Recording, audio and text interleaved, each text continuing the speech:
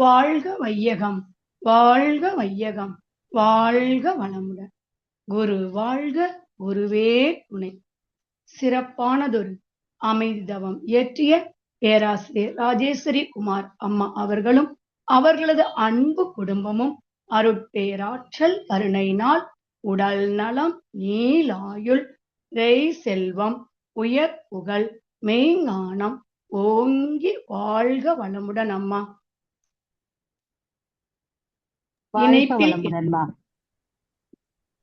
இணைப்பில் இணைந்துள்ள இருபால் மெய் அன்பர்களையும் எனது பணிவான வணக்கங்களும் வாழ்த்துக்களும். முதலில் நம் குருமகான் வாழ்த்தி சிந்தனையை துவங்குவோம். அன்பில் உருவாகி அருளினை தந்து புவியில் மாந்தர் பண்படவே வாழ்ந்திட்ட குருமகான், வாழ்ந்திட்ட குருமகான். எண்ணத்தில் தெளிவும் அகத்தில் அமைதியும் மண்ணில் விதைத்த குருவே, மண்ணில் விதைத்த குருவே. நின்னை வையம் உள்ளவரை வாழ்த்தி வணங்குகிறேன், நின்னை வையம் உள்ளவரை வாழ்த்தி வணங்குகிறேன். குடும்ப நல வாழ்த்து என்னும் உன்னதமான தலைப்பில் சிறிது நேரம் நாம் சிந்திப்போம். குரு அவர்களே சுக்மமாக என்னுள் நிறைந்து இருப்பாராக. யாதும் ஊரே யாவரும் கேளீர் என்று உலகையே ஒரு குடும்பமாக பார்த்த மரபுதான் நம் தமிழ் மரபு, தமிழ் மக்கள் மரபு. அப்படிப்பட்ட மண்ணில் நம் சமூகத்தின் மிக முக்கியமான அஸ்திவாரம் குடும்பம் என்னும் உன்னதமான அமைப்புதான். குடும்பம் இல்லையெனில் எதுவும் இல்லைன்னு சொல்லலாம். அப்படிப்பட்ட ஒரு குடும்ப அமைப்பை பற்றி நாம் சிந்திப்போம். ஒரு நல்ல குடும்பம் என்பது அன்பாலும் விட்டு கொடுத்தலாலும் பெரும் தியாகத்தாலும் கட்டி எழுப்பப்படும் ஒரு கோட்டையே என்று சொன்னால் மிகையாகாது. குடும்பம் ஒரு பல்கலைக்கழகம் என்பார்கள், குடும்பம் ஒரு கோயில்னும் சொல்லுவோம். அந்த மாதிரி குடும்பத்தை பத்தி சிறந்த சொற்கள் ஏராளமாக இருக்கிறது. நாம் எப்படி வாழ வேண்டும், பிறரிடம் எப்படி அன்பு செலுத்த வேண்டும் என்பதை நமக்கு கற்றுத்தரும் முதல் பாடசாலை எதுவென்று பார்த்தால் அது நம் இல்லம்தான். நம்ம மகரிஷி அவங்க அழகா சொல்வது போல, தனி மனித அமைதியே உலக அமைதிக்கு வித்துன்றாங்க. அந்த தனி மனித அமைதி எங்கு தொடங்குகிறது என்றால் அது நம் குடும்பத்தில் தான் தொடங்குகிறது. கணவன், மனைவி, பிள்ளைகள், பெற்றோர் என ஒருவருக்கொருவர் மதிப்பளித்து வாழும் பொழுது அங்கே அமைதியும் ஆனந்தமும் மகிழ்ச்சியும் தானாக குடியேறும். அந்த குடும்பம் ஆனந்த கூத்தாடும். உலகில் வாழ்த்துதல் என்பது காலம்பாலமாக இருந்து வரும் ஒரு பண்பாடுதான். வாழ்த்துதலில் முதலில் நாம் யாரை வாழ்த்துகிறோம்? இறைவனை வாழ்த்துகிறோம், இயற்கையை வாழ்த்துகிறோம், மணமக்களை வாழ்த்துகிறோம், குழந்தைகளை வாழ்த்துகிறோம் என பல வகை வாழ்த்துக்கள் உண்டு. இதுல என்ன முக்கியமா நம்ம பார்க்கணும்னா, அதாவது பிறர் நலமாக வாழ வேண்டும் என்று எண்ணுவது மனித இனத்தின் உயர்ந்த பண்பு. அந்த எண்ணத்தை சொற்கள் மூலம் வெளிப்படுத்துவதே வாழ்த்துன்றாங்க சுவாமிஜி. வாழ்க வளமுடன் என்பது மக்களை வாழ்த்துவதற்காகவும், வாழ்க வையகம் என்பது உலகை வாழ்த்துவதற்காகவும் வேதாத்ரி கண்ட வாசகம் அல்லவா? உலகில் பிறந்த ஒவ்வொரு தனி மனிதரும் குடும்பம் என்ற அமைப்பிலிருந்தே உருவாகி வந்திருக்கின்றனர்.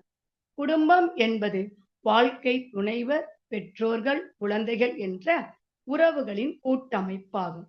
இக்கவி மூலம் சுவாமிஜி சொல்றாங்க, இல்லம் கொண்டு பொருள்கள் ஈட்டி காத்து துணையாம் நல்லாளோடு இன்புற்று நாட்டுக்கு ஈகை புரிந்து பல்லுயிர் இன்புற ஆம். பரந்த நிலை வினைவில் வாழும் நல்ல வாழ்வு இவ்வுலகில் அறம். நானிலம் ஏற்கும் அது நன்னெறியாகும். அதாவது மகரிஷி அவர்கள் தனி மனிதரிடத்தில் அமைதி தொடங்கி குடும்பம் மூலமாக பரவி சமுதாயம் மூலமாக விரிவாக அமைய வேண்டும் என்ற பெரு நோக்கத்தோடு தான் மனவளக்கலை பயிற்சியில் இருக்கும் அனைத்து பகுதிகளையும் நமக்கு வகுத்து உள்ளார்கள். அதாவது அழகு என்பது முகத்தில் இல்லை, அழகு என்பது நமக்குள் உள்ள உறவில் இருக்கிறது. நீ என்னை நேசிக்கின்றாய், நான் உன்னை நேசிக்கின்றேன். நாம் இருவருக்குள்ளும் தானாக ஏற்பட்ட உறவு அழகாய் மலரும். அதாவது beauty is not in the face, beauty is harmony between two hours. You like me, I like you. So, in between two, automatically the harmony itself blossom into the beauty. என்பது நம் குரு வேதாத்ரி மகரிஷி அவர்களின் வாக்கு. அத்தகைய உறவின் அழகு என்னன்னு பார்த்தீங்கன்னா, கணவன் மனைவி இருவரிடையே அமைய வேண்டும் என்கிறார். எப்படி அமையணும்? குடும்பம் என்ற 3 எழுத்துச் சொல் வெறும் மனிதர்களின் கூட்டம் அல்ல அப்படின்றாங்க.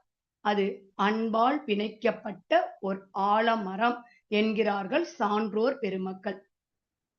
பகுத்துண்டு பல்லுயிர் ஓம்புதல் நூலோர் தொகுத்தவற்றுள் எல்லாம் தலை என்ற வள்ளுவர் பெருந்தகையின் வாக்குக்கிணங்க பகிர்ந்து வாழும் வாழ்க்கையை நமக்கு முதலில் கற்றுக் கொடுக்கும் ஒரு உன்னத பள்ளி எது என்றால் அது நம் குடும்பம்தான்.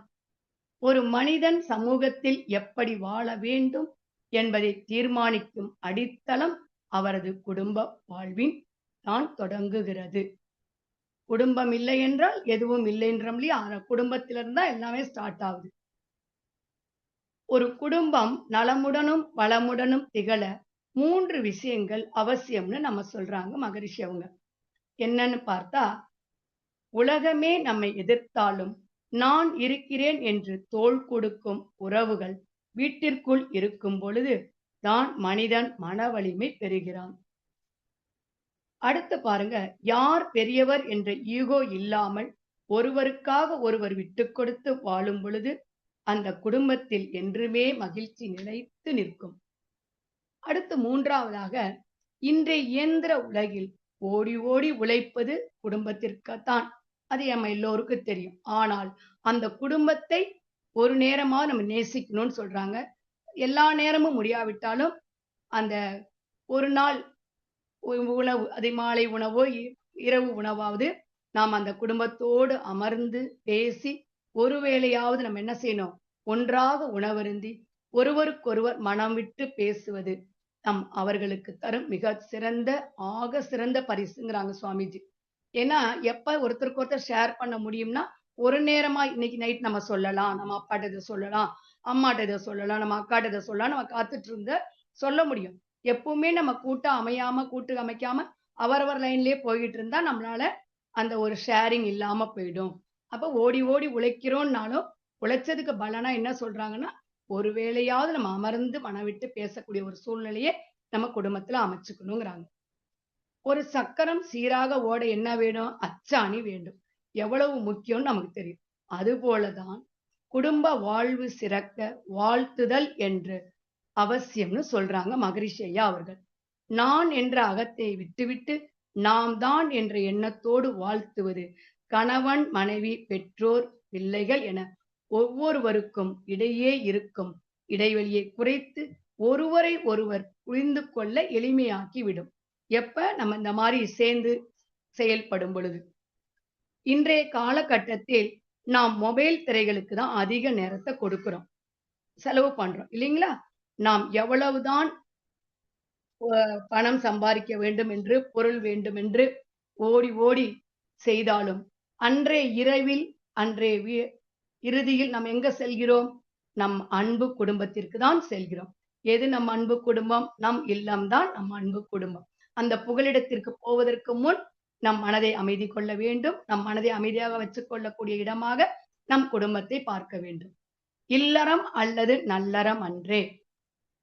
வெளியில் நாம் வாங்கும் பட்டங்களும் பதவிகளும் தற்காலிகமானவை. ஆனால் நம் குடும்பத்தினர் நம் மீது காட்டும் அன்பு நிலையானது. வெளியில் பட்டங்களும் பதவிகளும் வாங்கணும். ஏன்னா அந்த கேட்டகரிக்கு ஏத்த மாதிரி நமக்கு கிடைக்கும். நம்ம உழைப்புக்கு ஏத்த மாதிரி கிடைக்கும். அது நமக்கு எவ்வளவு முக்கியம்னு நினைக்கிறோமோ அதை விட பன்மடங்கு முக்கியம் எது? நம் குடும்பம். அது அந்த அன்பு நிலையானது என்றதை உணர்வோடு நம்ம இருக்கணும். மகரிஷி அவர்கள் தத்துவங்களிலே மிக மிக முக்கியமானது நடைமுறைக்கு எளிமையான ஒரு ஆன்மீக அறிவியல் பயிற்சி தான் நம் குடும்ப நல வாழ்த்து. குடும்பத்தில் அமைதியும் மகிழ்ச்சியும் நிலவ அவர் அருளிய உன்னதமான வழிமுறைகள்தான் இந்த வாழ்த்து பயிற்சி. நம்முடைய மனம் அமைதியாக இருக்கும்போது, குறிப்பாக தியான நிலையில் ஆல்பா அலைவரிசையில் நாம் எண்ணும் எண்ணங்களுக்கு வலிமை அதிகம். அந்த பக்குவப்பட்ட நிலையில் இருந்து நாம் ஒருவரை வாழ்த்தும் போது நம் மூளையிலிருந்து புறப்படும் காந்த அலைகள் காற்றில் பரவி நாம் யாரை வாழ்த்துகிறோமோ அவர்களின் மனம் காந்தத்தை அடைகிறது. இதனால் வாழ்த்துபவர்களின் மனதில் உள்ள எதிர்மறை எண்ணங்கள் ஆன சினம், பொறாமை நீங்கி, கவலையும் நீங்கி நேர்மறையான நல்ல எண்ணங்கள் அங்கு உருவாகி விடுகின்றன. நாம் அனுப்பக்கூடிய நேர்மறை எண்ணங்களால் நம் மனவளக்கலை மன்றங்கள்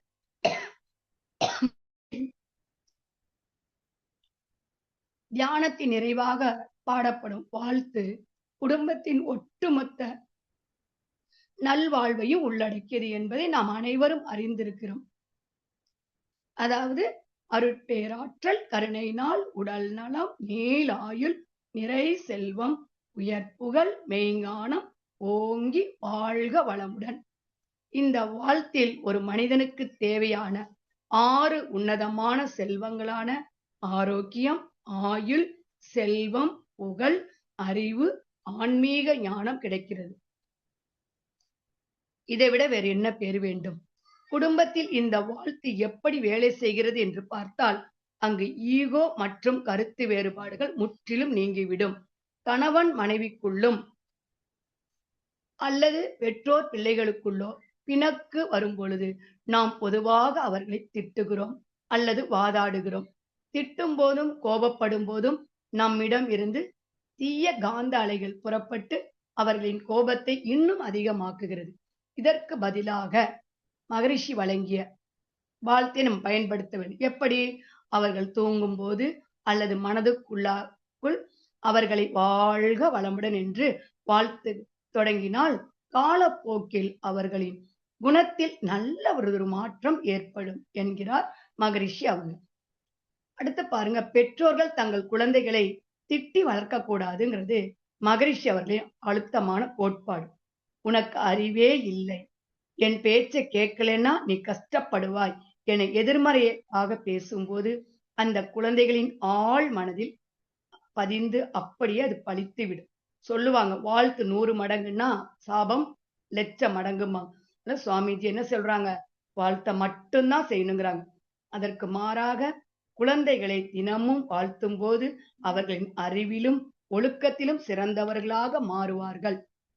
நாம் நம் குடும்ப உறுப்பினர்களை தொடர்ந்து வாழ்த்திக் கொண்டே இருக்கும் பொழுது அந்த நல்ல அதிர்வுகள் வீட்டை சுற்றி ஒரு பாதுகாப்பு வளையத்தை உருவாக்கிவிடும்.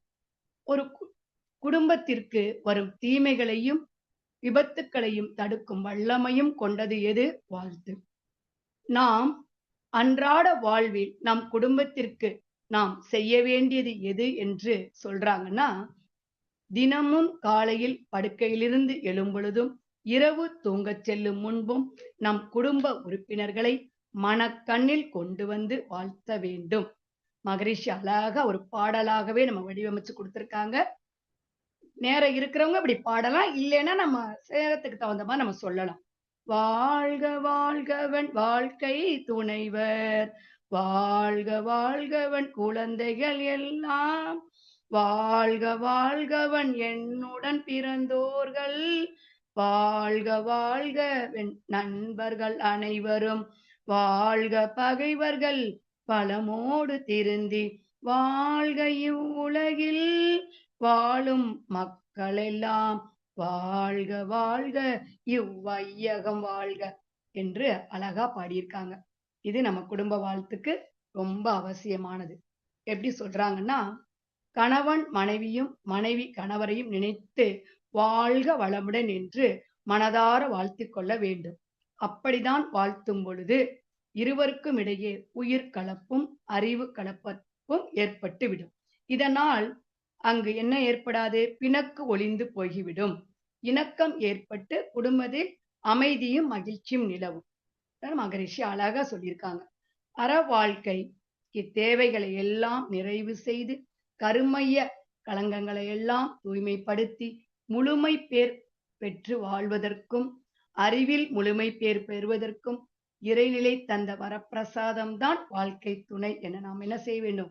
உணர்ந்து ஏற்றுக்கொண்டு அவர்களை முழு மனதோடு வாழ்க வளமுடன் என்று வாழ்த்தி வாழ வேண்டும் என்கிறார் மகரிஷி அவர்கள். நம் குருமகான் வேதாத்தி மகரிஷி சொல்வது, யார் அவர்கிட்ட வந்து கணவன் மனைவியை பத்தியோ மனைவி கணவனை பத்தியோ குறை சொன்னா கூட அவங்க சொல்ற ஒரே வார்த்தை, அவர்களுக்கு எத்தனையோ உங்களுக்கு நன்மை செஞ்சிருப்பாங்கம்மா, அந்த குறைகளை கொஞ்சம் வச்சுட்டு அவர் என்னென்னலாம் உங்க லைஃப்ல நல்லது செஞ்சிருக்காரோ அதெல்லாம் நீங்க ஒரு பட்டியல் போட்டு பாருங்க. அதுல உங்களுக்கு எல்லாம் நீங்க கேட்ட அத்தனைக்கு விளக்கம் கிடைக்கும்னு அவங்களுக்கு சொல்லி அனுப்பாங்க. அதே மாதிரிதான் கணவன் போய் கேட்டாலும் உங்க மனைவி உங்களுக்கு கை கரம் பிடிச்சதுல இருந்து என்னென்ன செஞ்சிருக்காங்களோ அத்தனையும் நீங்க லிஸ்ட் போட்டு பாத்தீங்கன்னா உங்க மனைவி மேல கோபம் வரமா வராது அப்படின்ற ஒரு சிம்பிளா விளக்கம் சொல்லி அமைச்சிருவாங்க மகரிஷி அவர்கள். அடுத்து குழந்தைகளை வாழ்த்த வேண்டும்ன்றாங்க. உடல் நலம் மனவளம் உடையவர்களாக உலகில் சிறப்புடன் வாழ நம்ம என்ன செய்ய வேண்டும்? அவர்களை வாழ்த்த வேண்டும். கல்வியில் செல்வத்தில் அறிவில் சிறந்து ஓங்க பெற்றோர்களாகிய நமக்கு ஆசை இருக்கும் அல்லவா? அந்த ஆசை நிறைவேற தினந்தோறும் அதிக அளவு நாம் வாழ்த்த கொண்டே இருக்கும். சுவாமிஜி குறைஞ்சபட்சம் 25 முறை வாழ்த்தணுங்கிறாங்க. குறும்பு செய்யும் குழந்தைகளை அதட்டியோ திட்டியோ கடிந்தோ திருத்துவதை விட்டு விட வேண்டும். அவர்களை வாழ்த்தி வாழ்த்தி நற்குலம் உடையவர் குழந்தைகளாக மாற்றிவிட முடியும்ங்கிறாங்க. குழந்தைகள் ஒவ்வொருடைய உருவத்தையும் முழுமையாக நினைத்து வாழ்க வளமுடன் என வாழ்த்த வேண்டும் என்று மகரிஷி அவர்கள் அழுத்தமாக ஆணித்தரமாக சொல்லியிருக்காங்க. அடுத்து பாருங்க, இது ரொம்ப முக்கியமானது. உடன் பிறந்தோர்களை வாழ்த்திதான் ஆகணும். பெற்றோர்களிடமிருந்து உயிர் வந்துள்ளது. அதே பெற்றோர்களின் உயிர்தான் உடன் பிறந்தோரிடமும் இருக்கிறது. ஒருவரின் உயிர் எத்தனை கோடி தலைமுறைகளை கடந்து இங்கே வந்து இயங்கிக் கொண்டு இருக்கிறதோ அதே உயிர்தான் சகோதரியிடமும் சகோதரனிடமும் இருக்கிறது. அதனாலதான் சொல்லுவாங்க, தான் ஆடாவிட்டாலும் தன் தசை ஆடும் என்பார்கள். எங்கோ இருப்பாங்க அண்ணன் தம்பி அக்கா தங்கச்சி, நமக்கு ஒரு இன்ட்யூஷனா தெரியும். நம்ம மனவளக்கலைக்கு வர்றதுக்கு முன்னாடி இன்னும் ஆயிடுச்சோ ஏதாயிடுச்சோ நம்ம பயப்படுவோம். இப்ப நம்ம அதை சிந்திச்சு ஆட்டோ சர்ச் பண்றதுனால நமக்கு சரி, தம்பிக்கு ஏதோ நடந்திருக்கோ பரவாயில்ல, நல்லது நடந்திருக்குமா கெட்டது இருக்குமா கொஞ்சம் யோசிக்கிறோம். அது எதனால வருதுன்னா அந்த உயிர் கலப்புனால வருது. அந்த உயிர் ஒரே உயிர் இல்லையா? ஒரு தாயின் இருந்து வந்த கருவறையிலிருந்து வந்த குழந்தைகள்கிட்ட அந்த ஒரு பரிமாற்றம் இருக்கும். அதுக்குதான் சுவாமிஜி சொல்றாங்க, குடும்ப உறுப்பினர்கள் அனைவருக்கும் உயிர் தொடர்பு இருக்கிறதுங்கிறாங்க. ஒருவர் செய்கின்ற நன்மை எல்லாம் அவர்களுக்கு தெரியாமலே யாருக்கு போகும்? உடன் பிறந்தவர்களுக்கு போய் சேருங்கிறாங்க. உடன் பிறந்தவர்களுக்கு வரக்கூடிய நன்மை தீமைகள் இருவருக்கும் வந்து சேரும். அவற்றிலிருந்து பாதுகாப்பு பெறவும் உடன் பிறந்தவர்கள் நல்லவர்களாக இருக்குமாறும் அவர்களை வாழ்த்த வேண்டியது அவசியம்னு மகரிஷி தெளிவாக விளக்கியிருக்காங்க. அதான் ஒரே வீட்டுல சில பேர் ரொம்ப நல்லா இருப்பாங்க, சில பேர் வேற மாதிரி கோபக்காரர்களாகவோ இல்ல மற்றவங்களை கஷ்டப்படுத்துறவங்களாவும் இருப்பாங்க. அதனால அதை பத்தி நம்ம யோசிக்காம என்ன செய்யணும்? அவங்களும் நல்லவங்களா மாறணும் அப்படின்னு நம்ம வாழ்த்திக்கிட்டே வரும்போது காலப்போக்கில் அவர்கள்ட்ட அந்த மாற்றம் ஏற்பட்டு விடும். அடுத்து பாருங்க, மாற்ற முடியாத மனிதர்களை கூட நம்மளால என்ன பண்ண முடியும்? வாழ்த்தி வாழ்த்தி மாற்றிவிட முடியும். மாற்றம் கண்டிப்பா நிரந்தரம் அப்படின்றத உணரக்கூடிய அளவுக்கு நம்ம வாழ்த்தணும் என்பது நம் மகரிஷி அவர்களின் பொன்மொழியாகும். குடும்பத்தில் உள்ள ஒவ்வொருவரும் மற்றவர்களை வாழ்த்த தொடங்கினால் அங்கே பிணக்குக்கு இடம் இருக்குமா? இருக்கவே இருக்காது. அங்க கசப்பு இருக்காது, வெறுப்பு இருக்காது, உணர்ச்சி வயப்பட்ட நிலை கூட அங்க இருக்காது. அந்த வாழ்த்து பரிமாற்றம் நடக்குது, நம்ம வாழ்த்தி வாழ்த்தி நம்ம அடி மனசுல அது பதிஞ்சிரும். சொர்க்கம் என்பது வேறு எங்கோ இல்லை. அதை நாம் தேடி அலைய வேண்டிய அவசியமும் இல்லை. நம் குடும்பமே சொர்க்கமாக மாறும் என்பதுதான் நம் குரு காட்டும் வாழ்வியல் தத்துவம். அதாவது வாழ்வியல் நெறியாக உள்ளது. அப்ப வீட்டுக்கு அதான் சொல்லுவாங்க, இல்லறத்தில் இருந்து கொண்டே துறவு சொல், எங்கோ தேடி துறவுக்கு அலையக்கூடாது, நம் இல்லற வாழ்விலேயே அனைத்தையும் நாம் பார்த்து விடலாம் அப்படின்றது. மகரிஷி அவங்க நமக்கு அளித்த தத்துவங்களில் குடும்ப நல வாழ்த்து என்பது வெறும் வார்த்தைகள் அல்ல. அதை நாம் சற்று சிந்திக்க வேண்டும். அது ஒரு குடும்பத்தின் ஆற்றலை நேர்மறையாக மாற்றும் ஒரு சக்தி வாய்ந்த அறிவியல் பூர்வமான நடைமுறை. நாம் அன்றாடம் வாழும் வாழ்க்கையில் இந்த வாழ்த்துக்களை முறைப்படி பயன்படுத்தி வியத்தகு மாற்றங்களை கண்ட சில உண்மை சூழல்களை இங்கு பதிவு செய்தால் பொருத்தமாக இருக்கும் என்று நினைக்கிறேன். எடுத்துக்கங்க, ஒரு நடுத்தர குடும்பத்தில் கணவருக்கும் மனைவிக்கும் இடையே கடுமையான கருத்து வேறுபாடுகள். எப்பொழுதும் வீட்டில் வாக்குவாதம் தான் நடந்து கொண்டு இருக்கும். ஒருவர் புரிந்து கொள்ளாமல், அதாவது நிதானம் இல்லாமல் இருப்பாங்க. இதனால் அந்த வீட்டில எப்படி இருக்கும்? அமைதியே முற்றிலும் கெட்டுவிடும். அப்பதான் அவங்க இந்த மகரிஷி அவர்களுடைய பயிற்சி கிடைக்கக்கூடிய ஒரு வாய்ப்பு ஏற்படுது.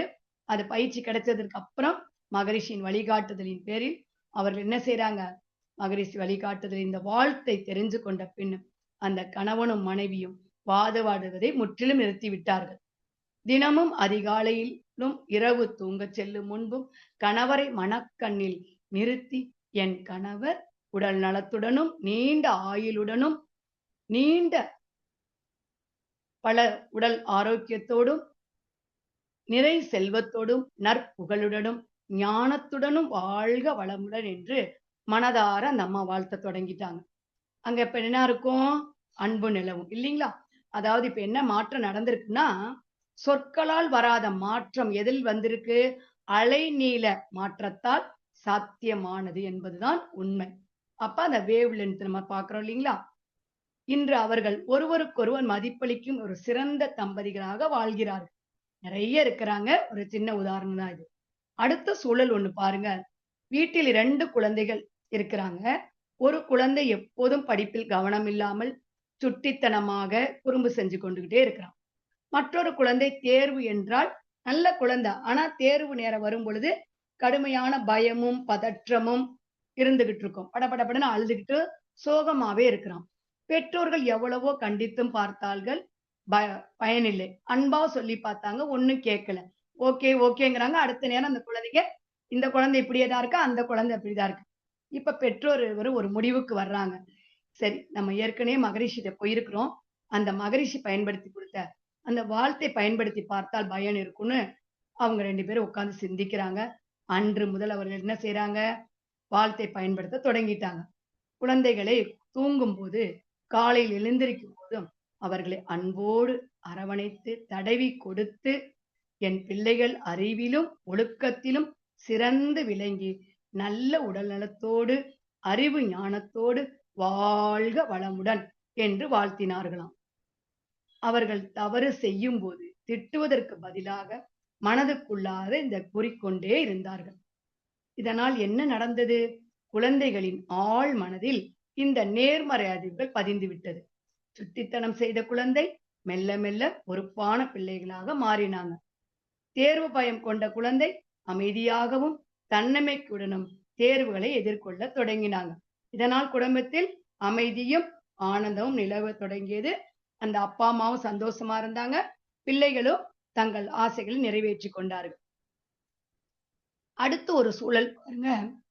பல குடும்பங்களில் இருக்கும் பொதுவான பிரச்சனை தான் இது.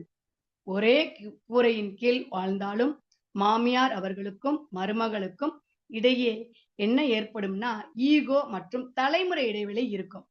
பேசாத யுத்தமே நடந்து கொண்டுதான் இருக்கும் அங்க. அங்கு மருமகள் நம் மனவளக்கலை மன்றத்துக்கு செல்லத் தொடங்கினார். அங்கு கற்ற வாழ்த்து தத்துவத்தின் படி தன் மாமியாரை அவர்களை மாழ்த்தினால் நம்ம ஒரு நல்ல ஒரு மாற்றத்தை ஏற்படுத்தி குடும்பத்தில் அமைதி வருன்ற ஒரு நம்பிக்கையோடு மாமியார் அவர்களை தன் தாயாக எண்ணி அவர் நீண்ட காலம் நலமோடும் வளமோடும் வாழ வேண்டும் என்று தினமும் தியானத்தின் முடிவில் வாழ்த்தினார்கள். விளைவு என்னன்னு பார்த்தால், மருமகளின் மனதில் இருந்த கசப்புணர்வு நீங்கியதால் அவரது உடல் மொழியிலும் கனிவு வந்தது. இதை கவனித்த மாமியாரின் மனமும் இலகியது. இருவருக்கிடையிலும் நட்பு ஏற்பட்டு விட்டது. என் மருமகளா? என் மருமகள் என்னை பெற்ற மகளைப் போல பார்த்துக் கொள்கிறாளே என்று அவரே பிறரிடம் பெருமையாக கூறும் ஒரு நிலை ஏற்பட்டு விட்டது. அவர்கள் வருபவர்களிடம் போவர்களிடம் பலவரிடம்லாம், என் மருமகள் என்னை பெற்ற பெண் போல், நான் பெத்த பெண்ணை விட நல்லா பாத்துக்கிறாங்கன்னு அன்போடும் ஆசையோடு சொல்லும் போதே ஒரு ஆழ்ந்த உருக்கத்தோடு அவங்க சொல்றாங்க. இத பாக்குற மருமகளுக்கு, ஆகா இவ்வளவு நாள் இதை நம்ம செய்யாம போயிட்டோமே, சரி பரவாயில்ல, இப்பவா நம்ம செஞ்சிட்டோம், நம்ம குடும்பம் இனிமேலே அமைதியாக இருக்கும் அப்படின்னு அவங்க யோசிக்கிறாங்க. உடனே குடும்பத்துல என்ன ஏற்படுது? ஆனந்தமும் ஏற்பட்டு விட்டது. குடும்பமே அமைதியாகவும் ஆனந்தமாகவும் மாறியது. அடுத்து ஒரு நிகழ்வு பாருங்க. குடும்பத் தலைவர். இது நம்ம சுவாமிஜி வாழ்க்கையிலே நடந்தது தான்.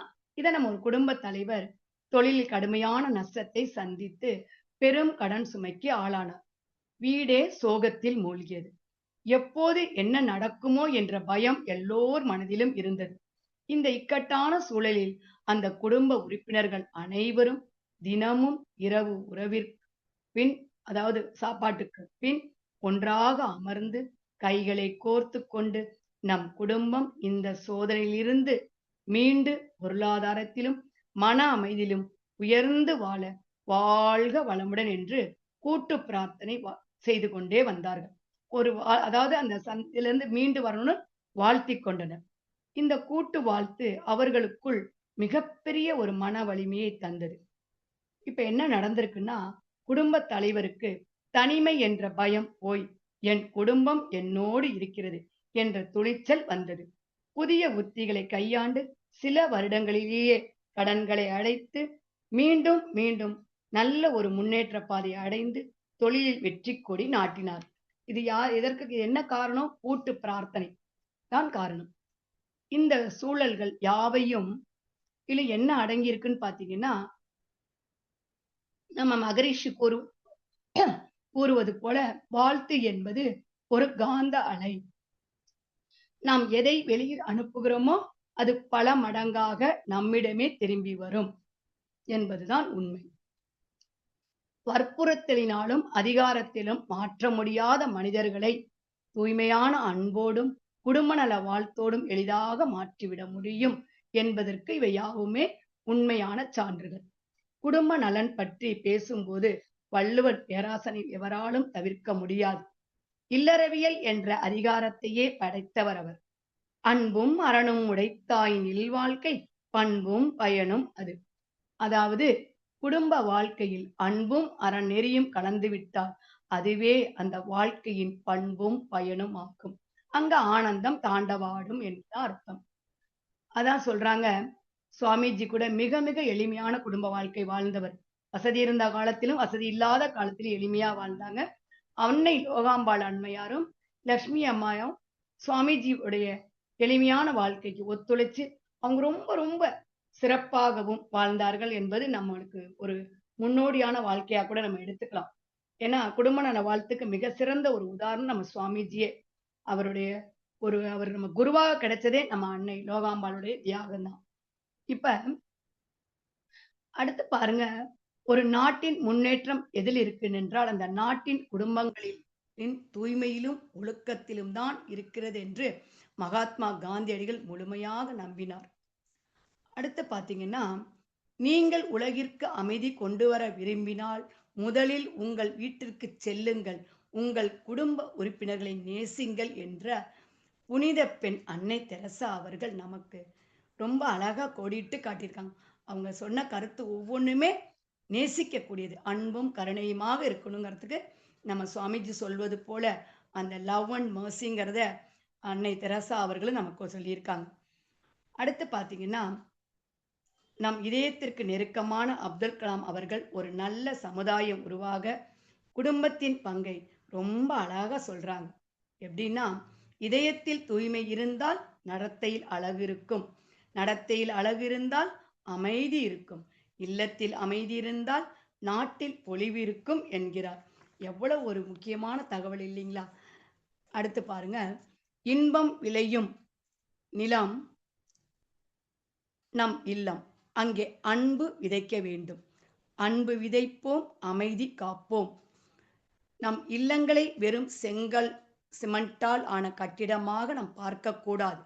அது அன்பால் நிறைந்த நந்தவனமாக மாற்ற வேண்டும். கோபங்களை விடுத்து சொற்களை பேசி குடும்ப நலனை நாம் பேண வேண்டும். ஏன்னா குடும்பம் ஒரு கோயில் நம்ம பார்க்கிறோம். ஒவ்வொருவருக்கும் குடும்பத்தில் இருக்க சிறியவர்களிலிருந்து பெரியவர்கள் வரைக்கும் மதிப்பளித்து வாழும் பொழுது அந்த குடும்பத்தில் அந்த குடும்ப நல வாழ்த்து அப்ளிகபிள் ஆகும். ஏன்னா அன்ற காலகட்டத்தில் பெரியவங்க சொன்னதை சின்னவங்க கேட்ட காலம். இப்போ அப்படி இல்லை. நம்ம சொல்லும் பொழுதே சின்ன பிள்ளைங்க கிராஸ் பண்ணி சொல்றாங்க. இன்னைக்கு நம்மளை விட அவங்க அறிவிலும் நல்ல வளர்ச்சி அடைஞ்சிருக்காங்க. சின்ன குழந்தைங்க சொல்ற கருத்தை நம்ம எடுத்துக்காம இருக்கக்கூடாது. இப்ப எங்க வீட்லலாம் நாங்க எந்த முடிவு எடுத்தாலும் ஐயாவும் நானும் முதல்ல குழந்தைங்கள்ட்ட நம்ம ஒரு தீர்மானத்துக்கு வந்ததுக்கு முன்னாடியே அவங்க கிட்ட கலந்து ஆலோசிச்சு, அவங்க கருத்துக்கு மதிப்பு குடுத்து, அவங்க அத ஏத்துக்குவாங்க அப்படின்னு நெனச்சா, 2 பேரும் அத சமரசமா பேசி இது பண்ணுவோம். சப்போஸ் ஏத்துக்கலைன்னா, அதுக்கேத்த மாரி நம்ம அடுத்தத பார்ப்போம். ஆனா குழந்தைங்கள்ட்ட நம்ம பகிர்ந்துக்காம நாமளே ஒரு முடிவெடுத்து அவங்கள்ட்ட திணிக்கும் பொழுது, அந்த குழந்தைங்க மனசும் கஷ்டப்படும்.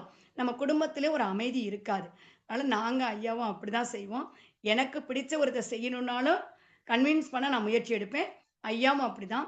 முடிஞ்ச வரைக்கும் குழந்தைங்களுடைய முழு ஈடுபாட நம்ம கேட்டு வாங்கணும். அவங்களுடைய மன ஒப்புதலோட செய்யணும். அவங்களும் அப்படிதான் இருக்கணும்னு நான் எதிர்பார்த்து செய்வேன். இந்த 2 பேருமே மனவளக்கலை பயிற்சி பெற்றிருக்கிறதுனால, அந்த ஒரு ஒத்துழைப்பு எங்க குடும்பத்தில இருக்கும். எங்க வாழ்த்துறத எங்களோட முக்கியமான கருத்தா வச்சிருப்போம். யாருக்கு உடம்பு சரியில்லைன்னா முதல் ஆளா போய் நின்றுவோம். ஏன்னா, நம்மளுடைய வாழ்த்து அங்க பயன்படட்டும்னு. வேற என்ன செய்றோமோ இல்லையோ அத செஞ்சிரணும்னு. அது மாரி எங்களுக்கு ஒரு பிரச்சனைன்னு வந்தாலும், எங்களுக்கு ஒரு உடல்நல பாதிப்பு ஏற்பட்டாலும், எங்கள தேடி எங்க நண்பர்கள் வந்து எங்களுக்கு அவ்ளோ மனதார வாழ்த்துவாங்க. அம்மா பிரம்மகுட்டி அம்மாவோட வாழ்த்து எந்த நாளும் எங்களுக்கு இருந்துகிட்டே இருக்கும். மற்ற அன்பர்களும், நம்ம மனவளக்கலையில இருக்க அத்தன கோடி அன்பர்களும் எங்களுக்கு வாழ்த்து தெரிவிச்சுக்கிட்டே இருப்பாங்க.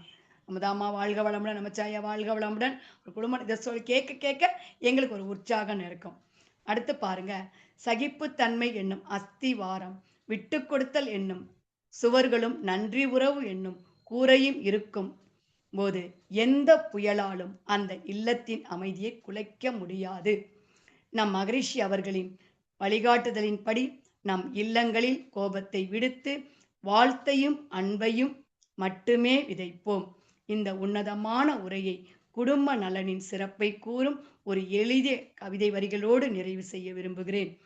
குற்றங்கள் பார்க்காமல் குணம் பார்க்கும் இல்லறமே, பூமிதனில் மானுடர்க்கு கிடைத்திட்ட நல்வரமே, விட்டுக் கொடுத்து வாழும் பண்பிற்கு வீடுதனில் கொட்டிக் கிடக்கும் அன்றோ கோடான கோடி நலம். வார்த்தையிலே வன்மம் இன்றி வாழ்த்தொளிகள் வீசுகையில், வார்த்தையிலே வன்மம் இன்றி வாழ்த்தொளிகள் வீசுகையில், வேர் தேடி வந்தமரும் தேவ மகா அமைதியும் தான். இல்லங்கள் தோறும் இன்பங்கள் பொங்கிடவே வல்லமை சேர்ப்போம் வாழ்க வளமுடன் என்றே. எனவே நம் குடும்பங்களை அன்பின் அகல் விளக்காக மாற்றுவோம். அந்த ஒளியில் நம் தேசமும் உலகமும் அமைதி பெற வழிவகுப்போம். இத்தகைய ஒரு நல் வாழ்ப்பினை நல்கிய அனைத்து நல் இதயங்களுக்கும், இதுவரை செவிமடுத்த அன்பு உள்ளங்களுக்கும் என் மனமார்ந்த நன்றிகளை வாழ்த்துக்களாக கூறி மகிழ்கிறேன். வாழ்க இல்லறம், வளர்க அமைதி, வாழ்க வையகம், வாழ்க வையகம். நன்றி, வணக்கம். வாழ்க வளமுடன் அம்மா. சிறப்பான சிந்தனை. குடும்ப நல வாழ்த்துக்கு நிறைய உதாரணங்கள், உங்களோட சொந்த அனுபவங்கள், மகானோட நிறைய கதைகள், அவர் வாழ்க்கையில் நடந்த சம்பவங்கள் எல்லாத்தையும் சேர்த்து ரொம்ப அருமையா சொன்னீங்கம்மா. குடும்ப நல வாழ்த்து தான் முக்கியமானது. மகிழ்ச்சியே சொல்லுவாங்க இல்லையா, குடும்பத்துல அமைதி இருந்தாதான் நம்ம கற்ற கல்விக்கும் அந்த பயிற்சிக்கும் ஒரு ஞானம்ங்கிறது அங்கதான். முதல்ல குடும்பத்துல அமைதி வரணும், அப்பதான் நம்மளுக்கு ஞானமே கிடைக்கும்னு சொல்லுவாரு. அது அருமையா நீங்க நிறைய உதாரணங்களோட சொன்னீங்கம்மா. வாழ்க வளமுடன். நன்றிங்கம்மா, நன்றிங்கம்மா. வாழ்க வளமுடன்மா. சிறப்பானதொரு